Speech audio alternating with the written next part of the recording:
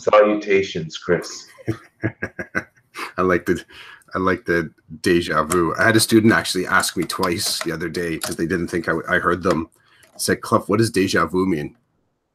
And then I did finish my conversation. They didn't see me put my hand up, like just give me a minute. And then they said it again. Clough, what does deja vu mean? And my brain is like, that. Because saying it twice, that's deja vu right there. So your salutations is sparking me up. I want to tread lightly on our on-ramp and just putting it out there, you know, the hilarity that sometimes can lead to inspiration, which sometimes can lead to prototype. And I don't know if I'll leave it as a ellipsis ... coming soon from Decoded Podcast. You don't know what's coming. I don't even know what's coming, but it would be funny if we executed on our idea. I guess this is how we softly build promo material, right? Because it's not like we're getting any sponsorship or, you know, I put out the one tweet blast saying, here's the episode coming. But the best part of this podcast is when you tweet out the link to our talk and the sketch note you made. That's my favorite part. I don't even like talking to you anymore. I just like the aftermath where you tweet out the link and you tweet out the picture and it's all good. And you know what? And I don't even take offense to that. That's where I'm at. You can hit me hard with that critical analysis, and I'm still gonna try and talk to you every week. I'm gonna be so self-serving that way that I want to talk about my week and my stuff, and I'm still gonna do some little sketch notey thing. I wanted to touch on kind of where we ended the on-ramp and looking at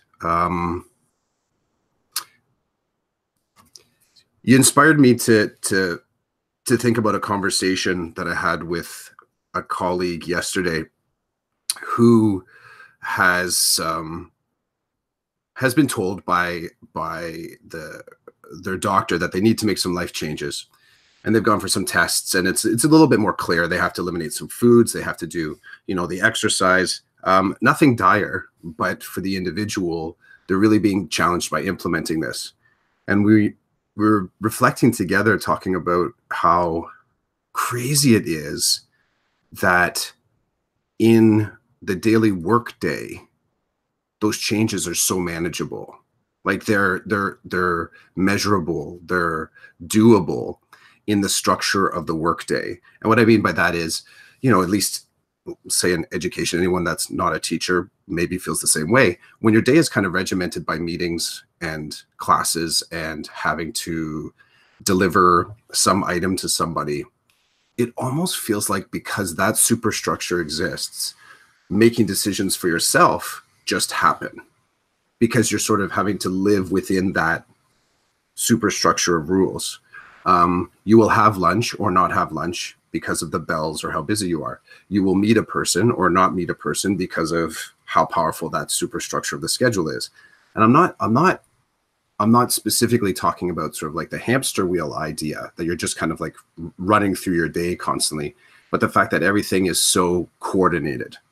You get the benefits of having a coordinated day, even if you're not a coordinated person.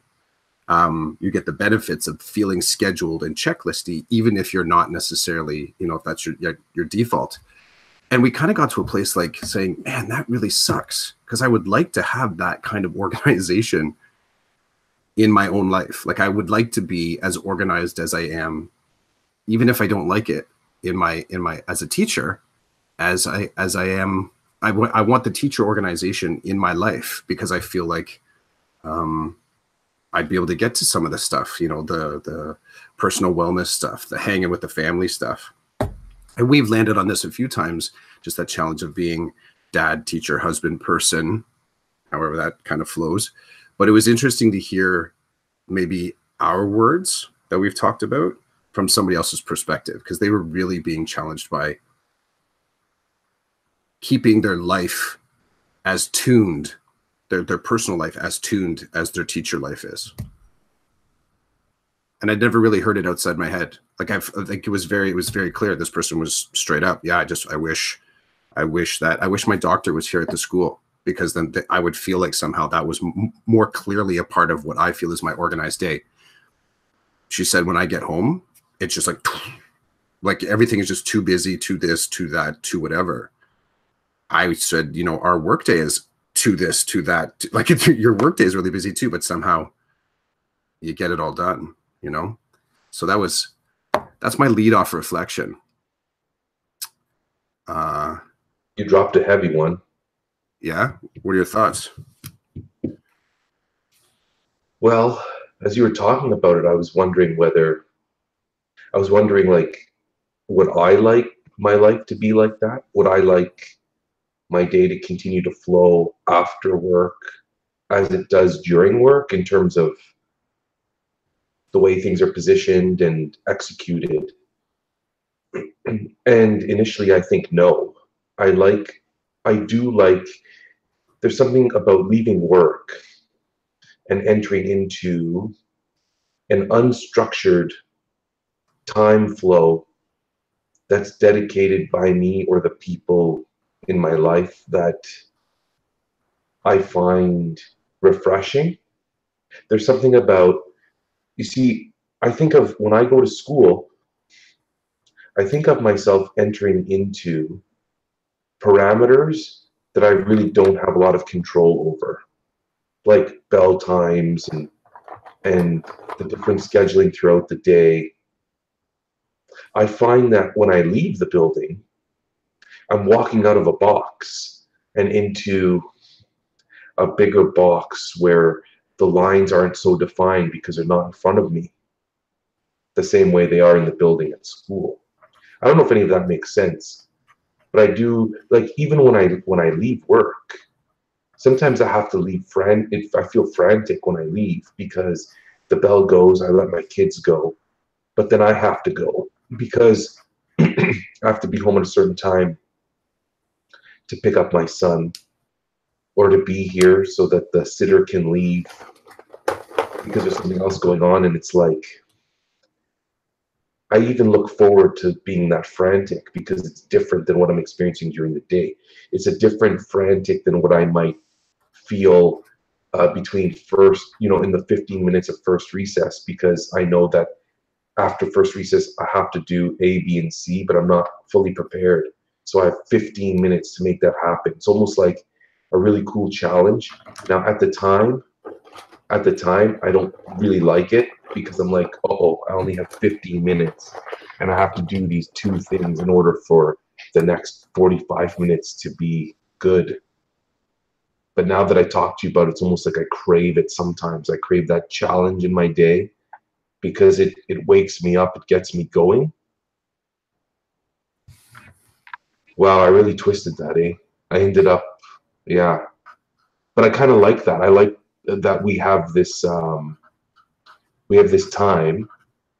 the podcast, to do stuff like that, to just take things into different directions and kind of see where they lead us.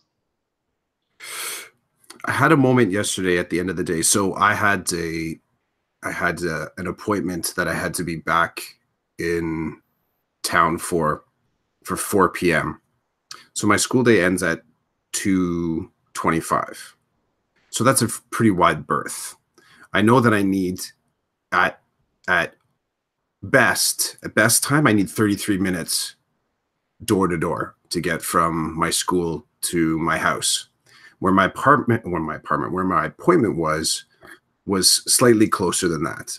These are the mathematics that I'm running through at the end of the day. I'm like, okay, I know where the appointment is. On a good day, that's about 5 minutes closer than my house. So, okay, 28 minutes. 28 minutes, so I'm doing okay. That takes me 2:25 all the way to 2:53. Okay, so I've got an hour to do stuff. It's funny, and I'm tapping into what you're saying about as far as the I hear maximizing time. That's what I hear when you're sort of saying this, but also the possibility of failing is slightly thrilling. Am I on point with that? Like, it's that you're running that kind of like that razor line there. Failing is not the part that leads to the thrill. it could be an end result. The thrill, I guess, is the thrill is the timed the time segment that I have to see. It's a challenge. So I'm like, uh-oh, I need to shift gears. This is happening after recess now, but I'm not ready. I got 15 minutes to make this happen. And it's almost now that you're talking to me about it, I'm feeling the rush of it. It's one of those things where it's like a video game. I have to get my kids out of the room and downstairs. I got to get to the washroom. I got to sneak in some photocopies. And then I got to go and grab this resource without being stopped by anybody to talk about anything. And if they do stop me, how do I get in and out of that conversation without being considered a loser in the way that I deal with my colleague? How do I not hurt anybody's feelings? How do I just keep rolling on? So it's like this epic, like level 10 of a video game. And I have to get from point A to point B. And if I don't do it in a certain time, I lose. So where I was at the end of the day doing these calculations. No. So that's exactly, and when I say that sort of the waka, right? Like I'm thinking the ghost house, right? Because, and I wish I could remember do you remember the four names of the ghosts in Pac-Man? No idea. So and what I like about that as an image is that even if you power up and knock them down, the eyeballs go back to the ghost house, that center thing, and they respawn and they come back out and they come after you. That's a little bit like what's sort of happening at that final hour yesterday, because you set in motion a plan before you're officially confronted with the challenges of the plan. So as I'm leaving my classroom, I'm packing up my gear, unplugging, disconnecting, having a few closing conversations with the kids. Like you said, not looking to hurt any feelings, not wanting to be curt or brisk with anyone, because those conversations at the end of the class can be just as powerful and poignant and connected as the ones that happen any time of the day. So I'm getting down the hall, and of course I run into person number one. Waka, waka, waka, waka, waka, waka. And I got to decide whether or not I'm going to sort of have the conversation, because I can see them at the end. I can see them approaching me. So you're trying to decide, am I going to duck left? Am I going to duck right? Am I going to just go into it? And this was the constant flow. So by the time I make it back to my other classroom, which is more like my home base, I've already blown through 15 minutes. And it's not a 15-minute walk from corner to corner, floor to floor, but 15 minutes. And I haven't started the thing that I need to get done.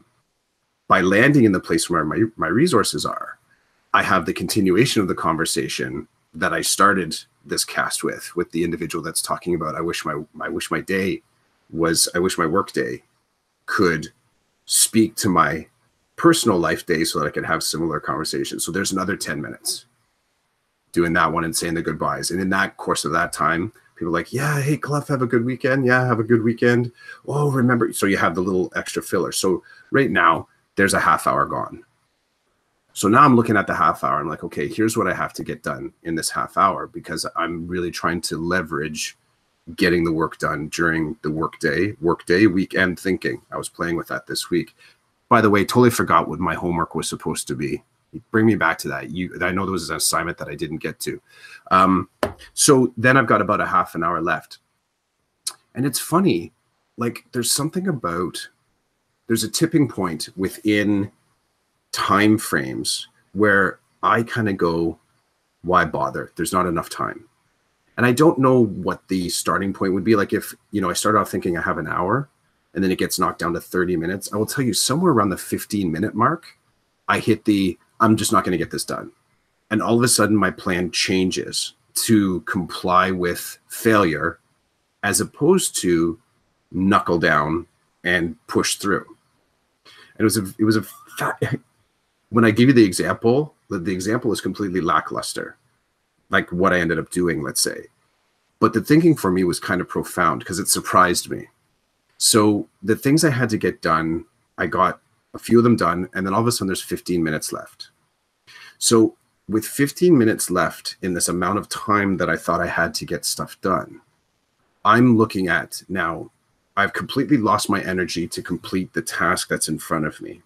And I'm starting to think about failing at making it to my appointment.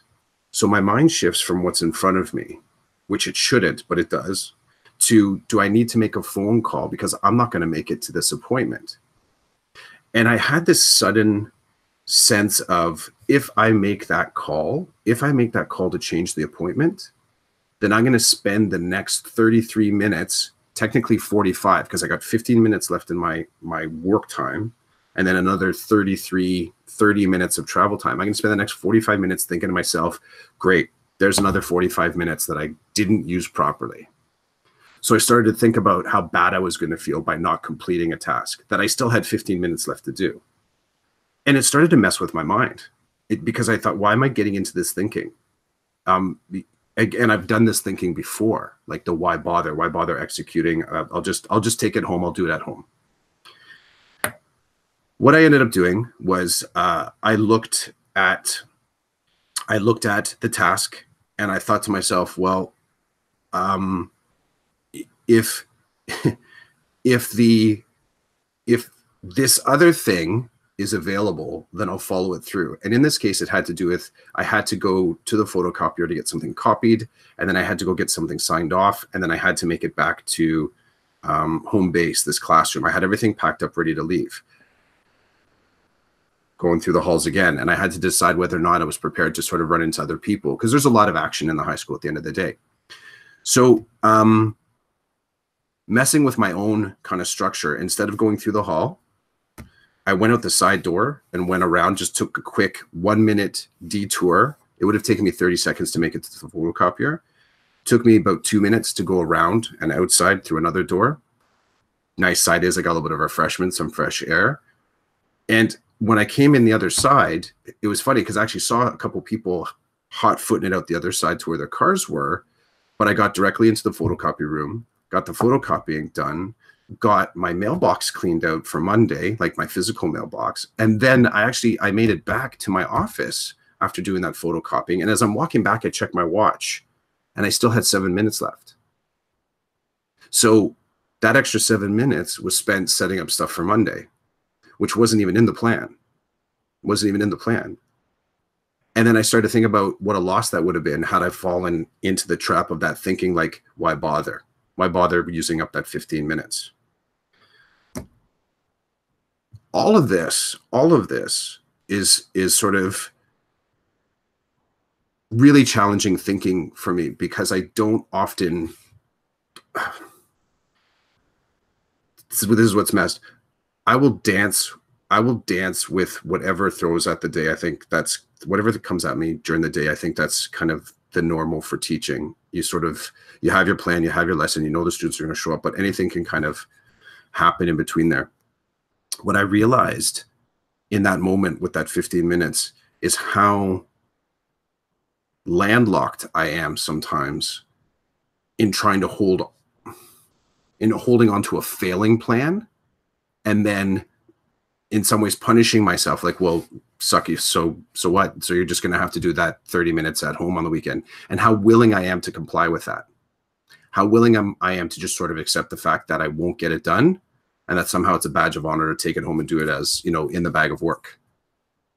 And I think that I do that often. I think at the heart of it is me really not pushing hard enough when I've got that 15 minutes to not get part of the thing done, to get the thing done. Because I think it's probably, in some ways, some of the tasks that I do, I believe they take 30 minutes, but I've never been forced to try to get them done in 15 and still deliver quality. So you got me thinking about a couple of things there. The first one is, I don't remember what your homework was because of my issues with homework. The second you assigned it. Didn't you assign it? I think so. All right, fair enough. The second thing is the 4 ghosts. So the 4 ghosts in the game Pac-Man had both Japanese and English names. So in Japan, they started as Fickle, Chaser, Ambusher, and Stupid.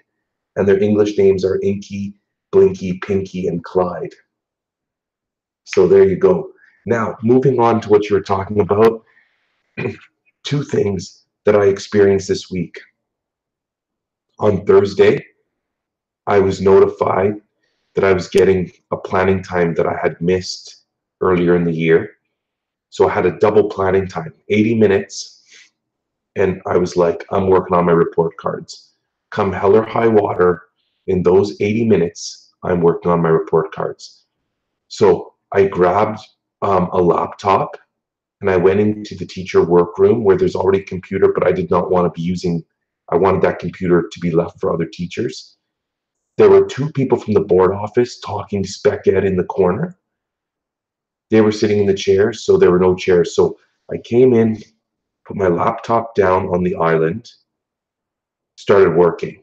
And I was like hell bent on getting a section of my report cards done in those 80 minutes. So whether, I would run at a time and I would have to do it at home, or I get it done within time, or if I had extra time, I was just getting to work. Well, I start working and like the first 5 minutes, I can't focus. The people in the corner are talking, which is fine. They're supposed to talk in there. They're talking. There's a teacher behind me photocopying and getting on the computer. So I go back to my class, grab my headphones, come back, plug in the headphones, put on a podcast, and then get back to work. So I'm working my tail off, like just going at it. Apparently people are coming in to the room, acknowledging my existence, and I don't know because my back is to the door. I'm facing the window. These two people are on my right, and I should have taken a picture. I literally had this much space to work, just enough for my laptop, because we had new art supplies come in. So the custodian brought them up and just put them on the island. So there was like nowhere to work in the teacher workroom. But I find this corner and I'm standing and I'm going away. I look up to get some air, and the teacher working in the room, one of them says to me, "Are you listening to music?" And I'm like, "No, I'm listening to a podcast." So she gives me this look. Then she says, "What are you working on?" And I'm like, "My report cards." Then she gives me this other look because they're due like at the end of the month. So why am I doing them now, right?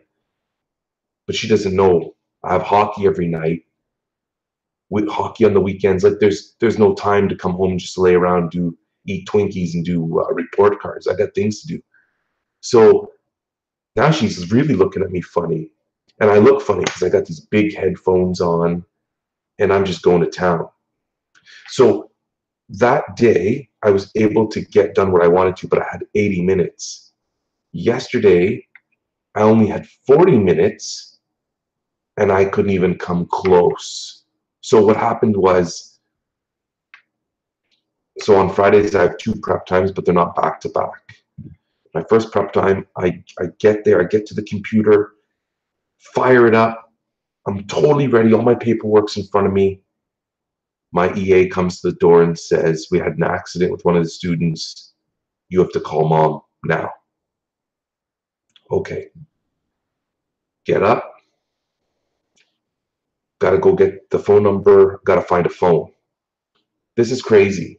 I got to find a phone. I can't just make a call because it was kind of personal. I didn't want to be telling the mom what was happening to the child in front of a bunch of people. So takes me, a minute to get the number, then like 5 to 6 minutes to find a phone in the building that's relatively private, make the call, leave a message, which means that mom could call back, and I might get called away from the computer to get to a phone to talk to mom again.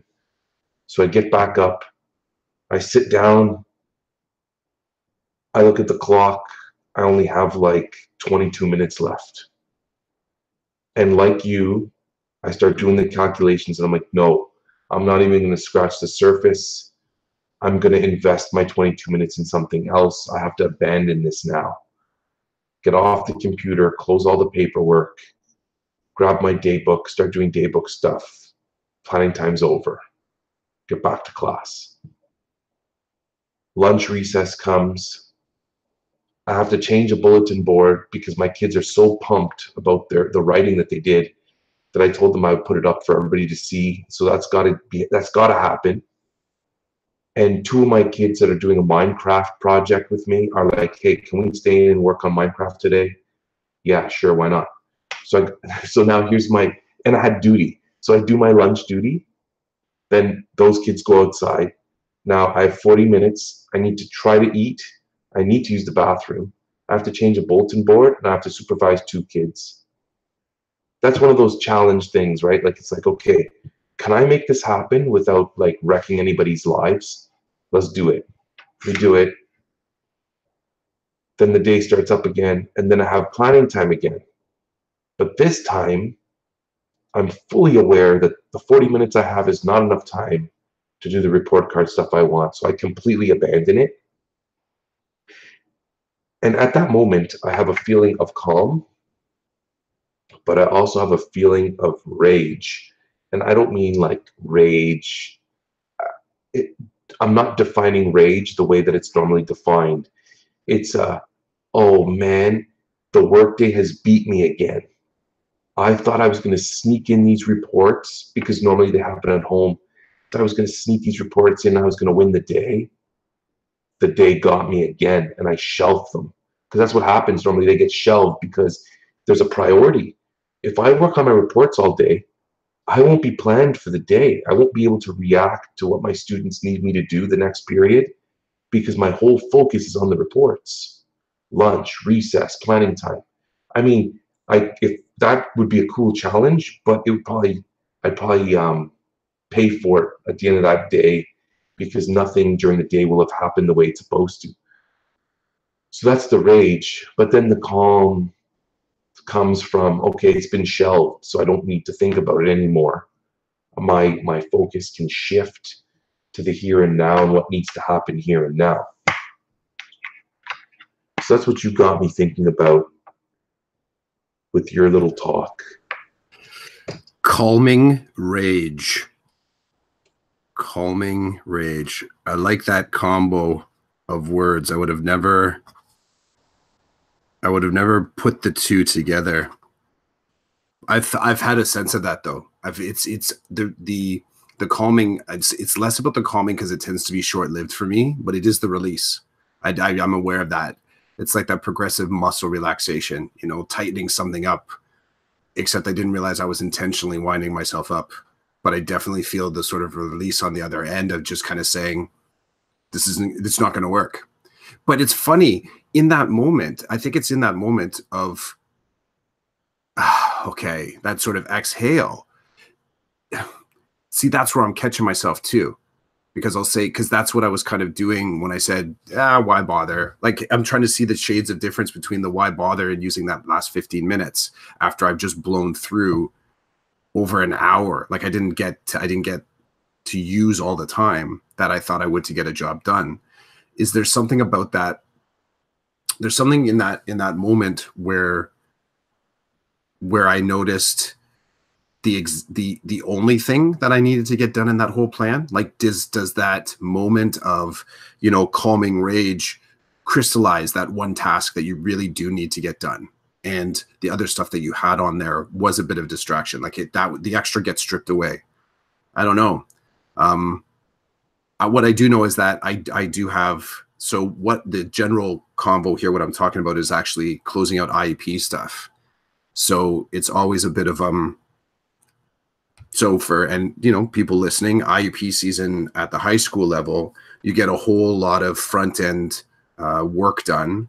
And then you get these documents printed out so that the administrator can go over and give you some feedback and ask you some questions. And then you go back into edits and then administrator signs off on it. So I was in that last stage of the final drafts and I hadn't got them back yet. So I got them back in the last third of the day yesterday. Now we're handing them out next week. So the process then, once you have all your paper copies, is to put them into envelopes, to sort of stamp them with these, you know, parent copy, school copy, and then you get them ready to be given out to the students. A little bit of the backstory here is the day that they're supposed to be given out, I'm out on training 2 days next week. One of the days happens to be the day that the IEPs are being handed out. So that's the kind of undercurrent for me to try and get this all set, because had I not got them back from the principal yesterday, then there was a chance that one of my colleagues was going to have to hand out my IPs for me. Because I can't, where I'm going for training, like there's no opportunity for me to go back and forth to hand them out. Like it just wouldn't happen. So that was feeding into this. That was the sort of like, that was the vehicle I was traveling on, is, and I had to get that thing done. Now, what was in my control versus what was out of my control. What was out of my control was the principal signing off. Administrators are incredibly busy. I'm only one of many spec ed teachers that are trying to get this done at this time. So my needs flow into the reality of somebody else's day. I want to, there's something in me that wants to get kind of down to the nuts and bolts of this exact kind of moment, but with an administrator. Like I want it, because I can only imagine that these little bits of, I got 15 minutes, not what, how am I going to stay motivated to use every 15-minute chunk that I have? And I, you know, I've observed a few administrators, but never had that direct kind of like mentorship conversation, is how do you keep pushing through these things? Because for me, like I said, I feel like I have the luxury of having a fairly organized day. I move with the bells. I move with the students. I know when certain things, I might not know what's going to pop up, but I kind of know the when that it could pop up, which is, I know I'm splitting a hair, but I think that makes a difference. From an administrator point of view, where you have a professionally managed day, unless you're blocked off with a closed door meeting, anything could walk in the door. And it makes me wonder about how they stay motivated to keep executing. How do they keep executing to sort of stay on top of stuff like that? I feel like there's someone that could sort of tutor me in this a little bit. You know, you and I have bounced back and forth some of the people that we feel connected to, you know, the whole Gary Vee and sometimes Joe Rogan and Goggins. And I like it because they speak from outside of teaching. It's not about teaching. It's about living effectively. It's about living intentionally. I'm wondering about that type of mindset, but from within inside our trade. Those kind of people that really can sort of, they know how to activate those exact same thoughts in me, but from inside education. I'm willing to venture that those administrators that you're referring to that appear to be flying and keeping things moving during the day, I'm willing to say that I'm sure that they have their lost time just like we do, and it probably just looks different. And so to you and I, them pumping out those IEPs and making sure everything's good, I think at that time, in that context, they look like they're nonstop superhero types. But then, you know, when you're in your room doing whatever, I could see that they'd be in their office spinning their wheels a little bit here and there. Mind you, there are all-star types in every profession. There are teachers who can do this, administrators who can do this, who can really nail down their time and make it work. But I'm willing to bet that they also could relate to what we're talking about, and that loss of time within a particular window, or realizing that, uh-oh, this is happening next, and I just don't have the time or the energy to make this happen, so I'm going to shift my focus. That's just my perspective. You said a few things that got me thinking, and now my thoughts are gone, even though I wrote some things down. But the look outside of education to the people like Vaynerchuk and Goggins and Ferris and Rogan, I agree with you, is not about, it's the bigger picture. They're talking about the bigger picture, right? So, and I appreciate that, because for me, I know that as my day progresses, I have filters, right? So I wake up and I start my day with the umbrella of, what is life? What's happening with life? How am I fitting into this thing called life? As a dad, as a husband, as a teacher, as a human. But then, you shower and you eat breakfast, and then the filter, it tightens up. Okay, I got to deal with this now. My world is this right now.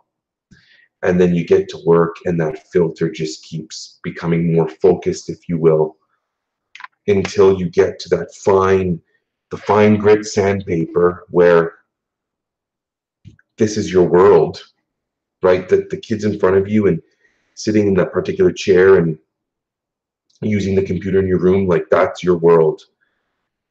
And I guess now that I think about it and I talk about it, what's so refreshing is that when I leave the room, when I leave the school, the filter starts to work backwards for me. I start with this really narrow view that then starts to expand again. And as I'm in my car driving away, it's not about school anymore. It's about the umbrella, the stuff that Rogan and his people talk about, and everything Goggins says.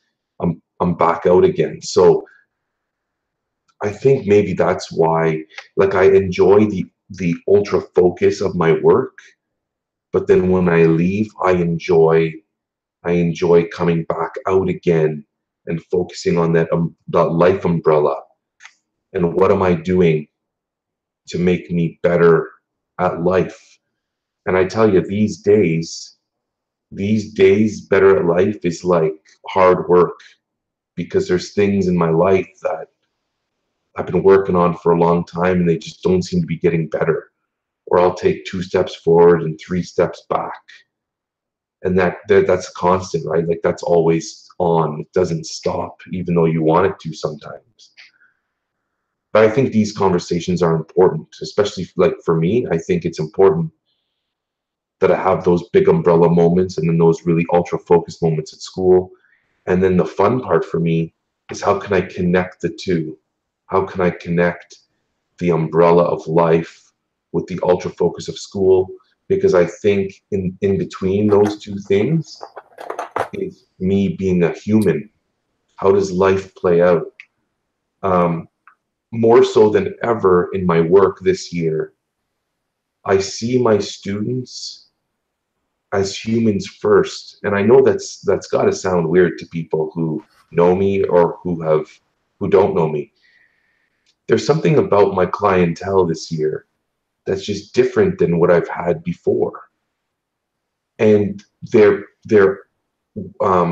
personal lives, their home lives, I seem to be giving that more credit this year, sneaking into the classroom, than I ever have before. And I don't know if it's because before I was able to separate the two really nicely, whereas this year with my students and their needs and the needs of my school community, there is no way to separate that nicely, because if you do, it means you're doing something wrong in one area or the other, because I'm looking for that divide and I can't find it, and I'm talking to my colleagues about how do you make this work and how do you make that work, and nobody has a straight answer. All their answers are, well, consider this and consider that and weigh this option and weigh that option, and then at the end of all that, look at your calculation. What do you have in the end? And that will tell you where to find that line. And it's not even a straight line. It's like one of those bendy, twisty type things that are hard to cut, that are hard to separate. And when you try to separate something like that, you run the risk of ruining one side or the other because of the way the cut has to go. And so, going back to what you were saying, I really, as you know, because I hit you up with links all week on outside stuff, umbrella stuff. That fuels me, I guess, so that I can go into work and be ultra focused and filtered. But then when I come out, I need that re-energization. I need that focus. That focus for me is like taking a cell phone battery and putting all of that energy onto one or two things. But you can only do that for so long, because then your battery starts to die fast and you need to recharge. And so for me, the recharge is to get rid of that focus and go back to the umbrella. I want to stop there, and I just want to throw something in, a jab from last week or the week before, when we talked about it's right up here on my list. When we talked about theory into practice, and I kind of put my thumb down on the theory and explained my perspective on theories that come from people that don't know the work that we do in a classroom.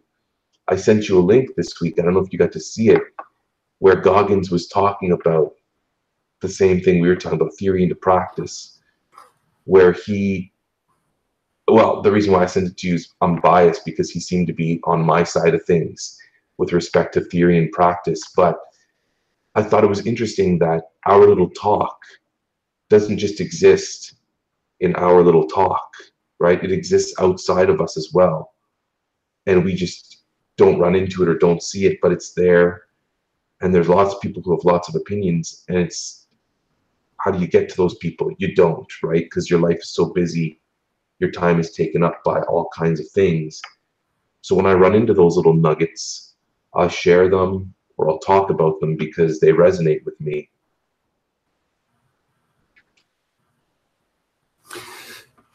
No, I saw it. I saw it. What the Goggins clip was, what I took from that is that see, I don't remember what sides you and I fell on that. I think Goggins was agreeing with me on that one. I don't know. But I think you and I got into, I think where we were talking, what happened there was something about that difference between, I think, theory into practice. And then we talked about practice into theory, and then just practice into practice. Like, just sort of, you know, if I were to take anything from any of the shares that you and I have done, the biggest part of it is practice into more practice. Dispense with theory. Execute. Use that as your sort of learning for the next. And that's where I was taken from his POV. But I think both kind of work. I mean, you and I, in as much as, you know, when we do these meetups on the weekend, there's a strong dual element of what we've lived that week. And then we also inject what could be, what could have been, what others are doing. We sort of play in that zone. But just like that elemental object that you were talking about previously, about having to cut it in order to define the edges of it, if you're to separate it, it falls apart. Despite the fact that you see the borders, the infrastructure is really kind of like wiggly, but it holds it together. I think that's the whole thing with theory into practice, practice into theory, practice, whatever you want. I would say the only danger, and I think this is what Goggins was pointing out, is don't get trapped in the loop of theory into theory.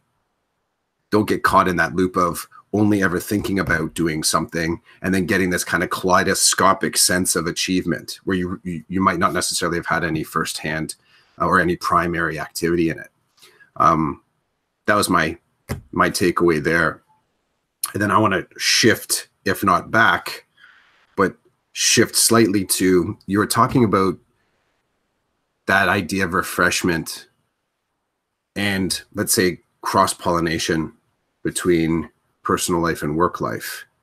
And you got me thinking about the necessity of a third space, as in, what are the transitional places in between that could refresh either way?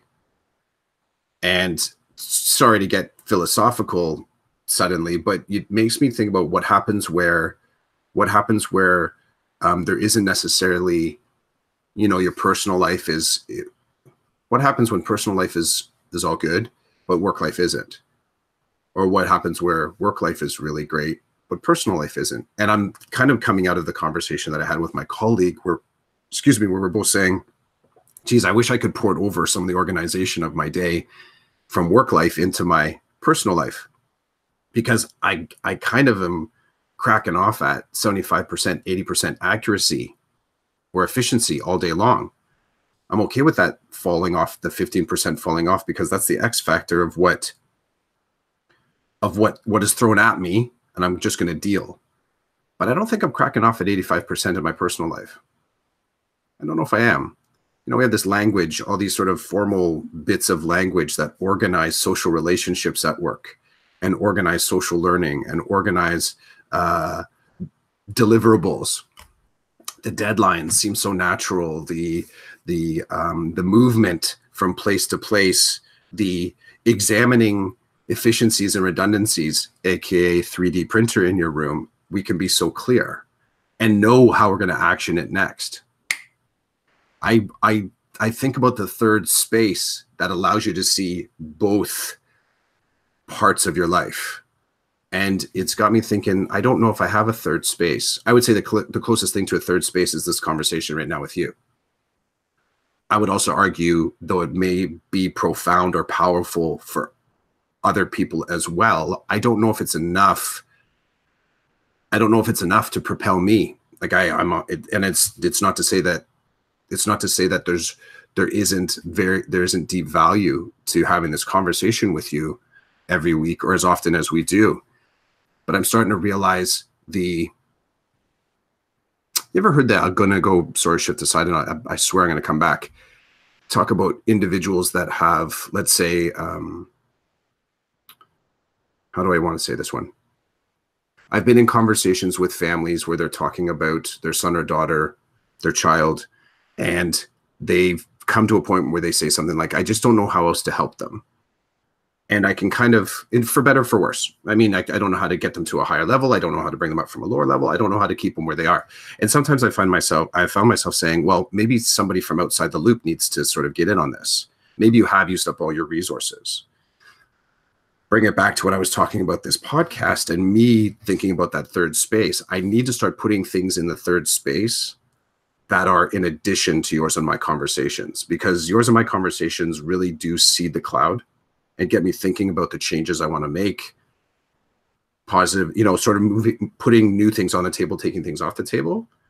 But in that third space, I need to start putting other set pieces that I'm not looking to create in this particular, my layout, my rollout for this is just the things that are going to naturally be obstacles for me so that I have to shift and move. Could be scheduling appointments in. It could be making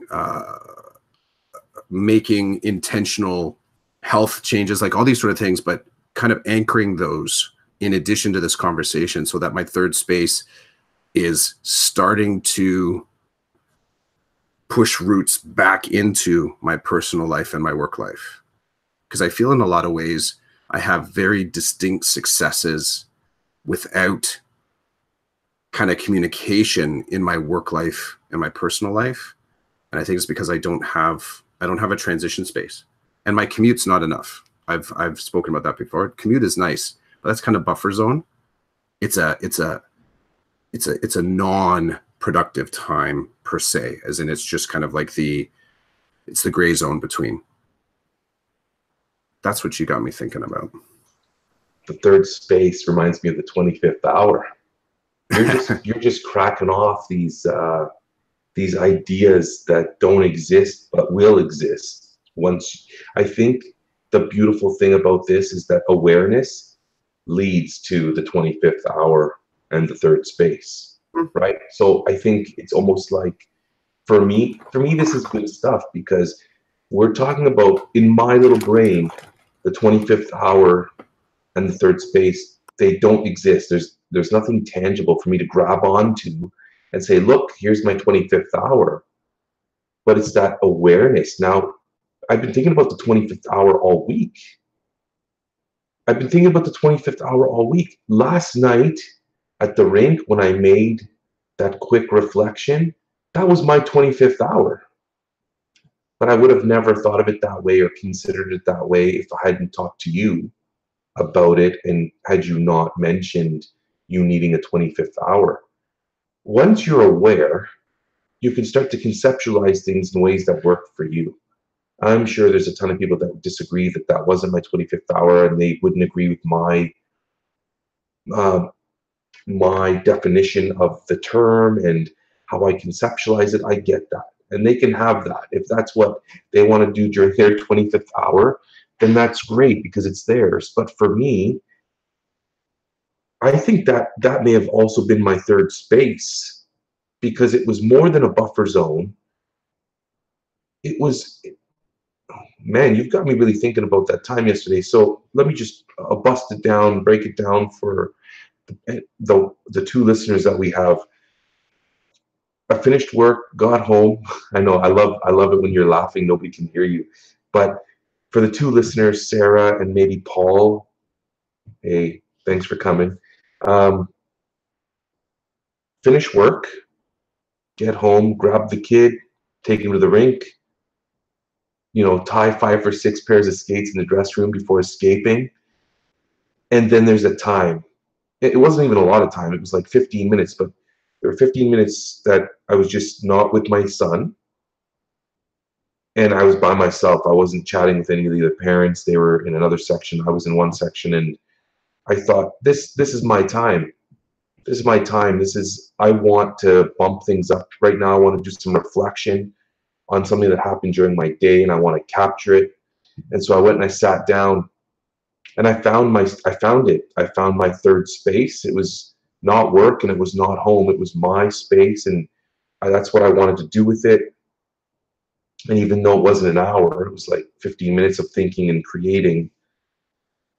It was my 25th hour, because truly I felt like that time that I had to do what I did, it felt just liberating. It felt free. It felt like I had nothing else to do. I didn't want to do anything else. And that doesn't happen often. It doesn't happen often. But I'm looking for those moments now. What would I have done if I didn't want to do that reflection? I don't know what I would have done. I think I may have wasted that time. That time would not have been turned into a third space or a 25th hour. It would have been me on social media, just killing time, surfing the net, maybe throw out a text message to a buddy here or there to see how they're doing, because I had time to think. But I like it. The third space, the 25th hour. The talk that we do here, Chris, you could really turn that into a book. Have you ever thought about that? Using this podcast to write your book while you podcast? Have you ever considered that?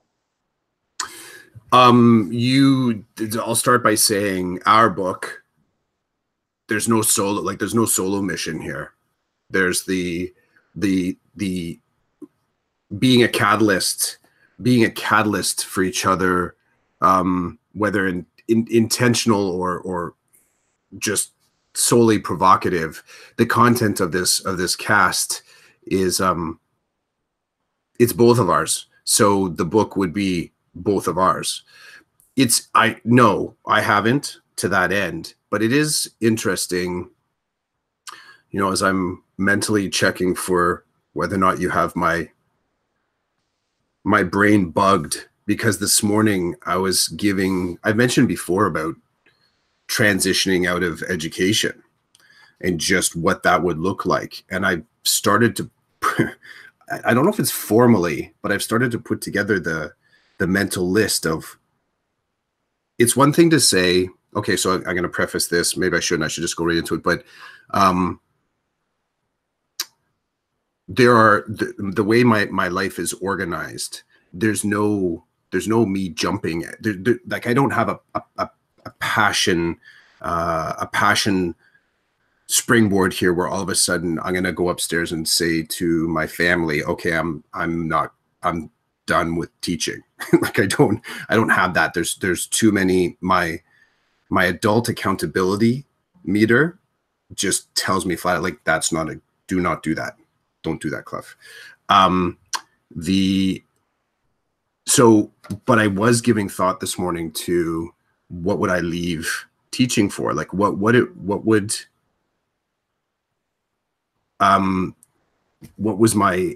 be my take? What would be the thing that I could start to put into motion? And one of the things that I did think about and would be leaving to do writing, to sort of do more writing, and whether or not I sort of would be writing about education. I think the space is filled just fine with educators that are already putting out content.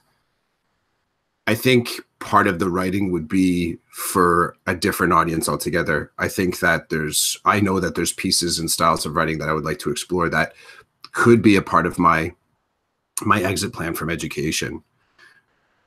I also think that so flat out, we now have just under 60 episodes. And it's actually more than 60 hours, because I think at least a handful of episodes were like an hour 20, hour and a half. So we have a lot of combos clocked. There's more than one book in there if either one of us ever decided to, but I kind of look at it from the point of view of the power and I think the hooks of what we talked about exists in those posts. There is no taking our podcast and flipping that into a more interesting book. I think it'd be entirely betraying how interesting the conversations we've had. So would I be interested in sort of doing the book? No. Would I be interested in doing a live, like a live event where we were sort of doing like a conversation with more people? That'd be cool. That'd be cool. But I always wonder about that when educators flip all of their free content into a paid version of a book. I know people, they buy these things because they like to buy books for a lot of different reasons. But I always wonder about that, because I've actually done that when someone has released material, and I'll go back through their feeds and I'll say, it's all here. Or like the chunks, maybe it's not as crystallized, but all the inspiration's there. Just go back into the previous posts. Interesting.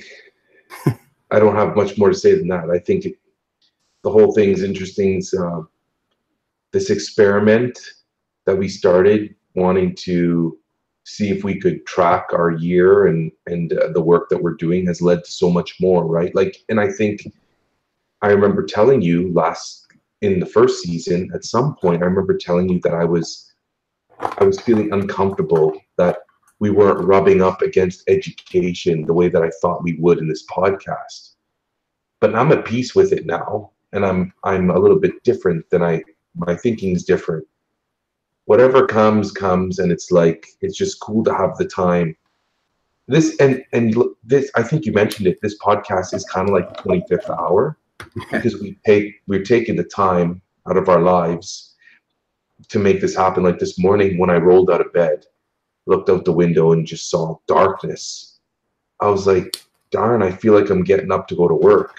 But then, after I showered and kind of freshened up, I was like, okay, I'm not going to work. This is my time, and I'm gonna bust out an episode with you, and it's gonna be a good chat, and it's gonna start my day off right. So, when it's viewed that way, it makes you feel different.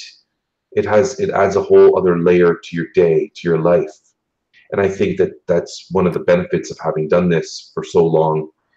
And I'm glad that it continues and that we can keep it going, even though both of our schedules they're pretty whack. Like when you think about it, we wake up pretty early to do this.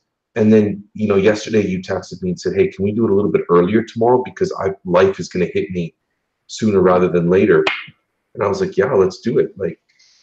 Let's make it happen. So it's just cool, the things that are coming from this. And I appreciate you saying the thing about the book, being ours.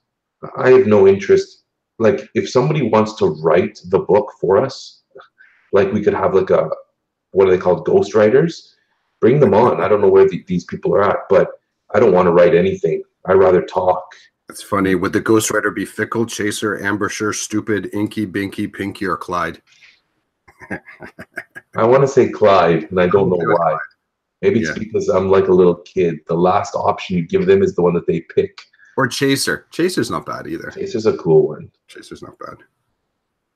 So, are we shutting down? Are we done for today? I think we can flow out of this. For sure. I was just, as you were chatting, I was just pointing I think we started talking we started talking, and it was dark outside.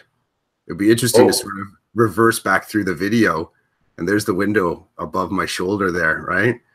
Because I know when we did on the on-ramp, we were, you know, mentioning the whole starting in the dark, ending in the dark, being dark. And now that we've got, well, a little bit of sunlight out there. So maybe that's the inspiration to get into the day. The reminder, time to get on with the day. Sun's Right up. on. What is that? What is it? Boots. What is it? Sun's up, boots down. You got me sort of flowing through some sort of military jargon. Not wheels up. But it's in that sort of, you know, it's in that kind of like jargon of time to go, get ready to go. Can I drop something interesting that you still, was it last week I mentioned the podcast Serial? I don't recall.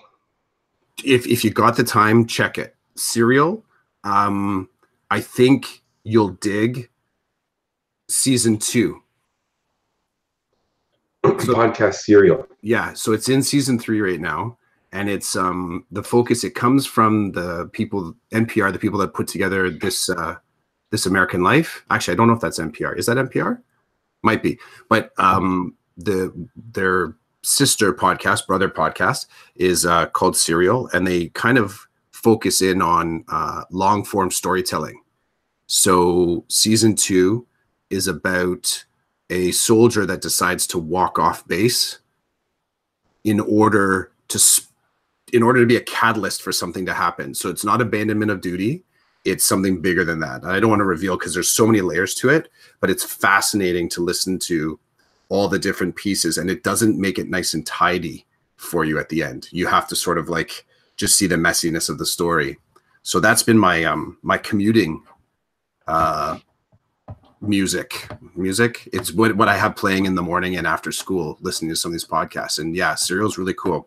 Season 1's good too, for different reasons, totally different storyline. And season 3 that I'm starting to listen to now, again, is a different animal altogether, but I really dig the way they tell stories. So I will look into that. All right, man. Thanks for sharing. You're welcome. Salutations. Yeah, exit salutations. Be well. I hope your week is fantastic. And yeah, bring it back for next week. I'm looking forward for the next convo. Right on. Okay, we'll catch you later. Take care, man.